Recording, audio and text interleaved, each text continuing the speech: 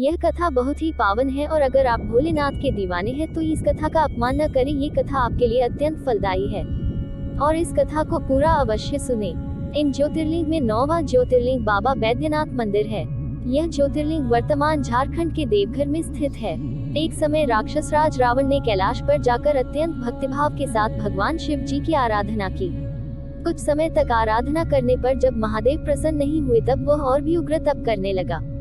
वह कैलाश पर्वत के पास स्थित वन में जाकर एक बहुत बड़ा गड्ढा खोदकर उसमें अग्नि स्थापित करके वहीं बैठकर हवन और यज्ञ करने लगा। ग्रीष्म ऋतु में वह 5 अग्नियों के बीच बैठता, वर्षा ऋतु में खुले मैदान में सोता और शीतकाल में जल के भीतर खड़ा रहता। इस तरह 3 प्रकार से उसकी कठोर तपस्या निरंतर चलती रही। तब एक दिन भक्तवत्सल भगवान शंकर संतुष्ट होकर उसके सामने प्रकट हो गए और रावण को उसकी इच्छा के अनुसार अनुपम और उत्तम बल प्रदान किया।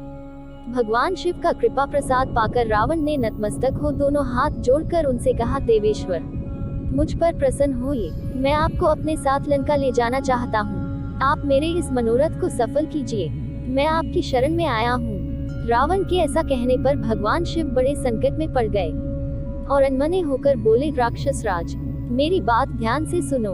तुम मेरे इस उत्तम लिंग को भक्तिभाव से अपने घर को ले जाओ, पर अगर मार्ग में तुमने इसे कहीं भी भूमि पर रखा तो यह वहीं सुस्थिर हो जाएगा।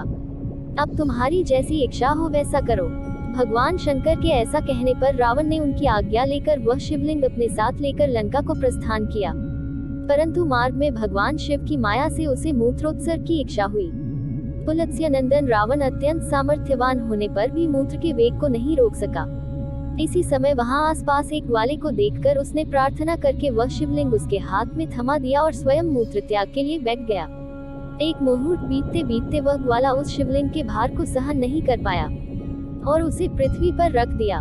फिर वह ज्योतिर्मय शिवलिंग वहीं स्थित हो गया। वह शिवलिंग जब संपूर्ण लोगों के हित के लिए वहीं स्थित हो गया तब रावण निराश होकर अपने घर चला गया। जब इंद्र आदि देवताओं और ऋषि मुनियों ने यह समाचार सुना तो वे सब वहां आए और बड़ी प्रसन्नता के साथ शिव जी का विशेष पूजन किया।